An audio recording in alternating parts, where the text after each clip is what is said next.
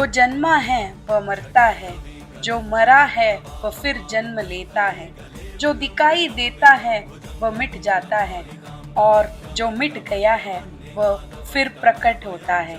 इसका कई अर्थ है, खासकर यही इंसान दुनिया में रहते हुए केवल अपने स्वार्थ के लिए जीता है और अंत में मर जाता है।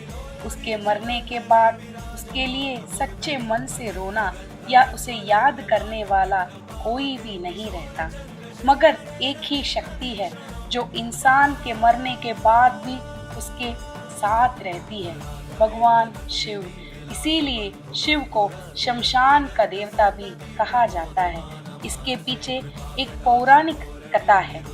आदि परंपराओं के अनुसार भगवान शिव हर जगह विद्यमान है, कैलाश में, सभी शिव मंदिरों में और जहाँ भी भक्त उन्हें याद करते हैं। यहाँ तक कि यदि कोई भक्त सिर्फ एक मुट्ठी मिट्टी को लिंग रूप में पकड़कर श्रद्धा से बुलाए तो शिव वही उपस्थित हो जाते हैं।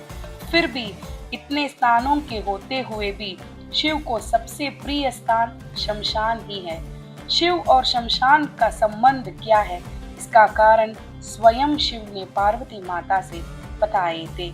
एक बार पार्वती जी ने शिव जी से पूछा, स्वामी, पृथ्वी पर आपके लिए इतने मंदिर, आश्रम और पवित्र पर्वत हैं, फिर भी आप हमेशा शमशान में क्यों रहते हैं? इस पर शिव जी ने कहा, देवी, सभी मनुष्य मरने के बाद आखिरकार इसी जगह में आते हैं। जब वे जीवित रहते हैं तब वे सच्चे प्रेम या भक्ति से मेरे पास नहीं आते। वे मुझसे केवल धन, सोना, घर और सुख सुविधाओं की मांग करते हैं। उनकी मृत्यु के बाद भी उनके रिश्तेदार सिर्फ कुछ दिनों या महीनों तक दुखी होते हैं। फिर वे भी मृत व्यक्ति की संपत्ति और पैसों में ही रुचि रखने लगते हैं। दुनिया में कोई भी उस मर चुके व्यक्ति को सच्चे दिल से याद नहीं करता। पूरी जिंदगी वो धन संपत्ति के पीछे भागता रहा, पर मोक्ष और मुक्ति के बारे में कभी नहीं सोचा। इसीलिए मृत्यु के बाद वह आत्मा अकेली पड़ जाती है और डरती है। ऐसी डरी हुई और अकेली आत्माओं को मैं यह कहकर सांत्वना देता हूँ, तुम अकेले नहीं हो, मैं तुम्हारे साथ हूँ।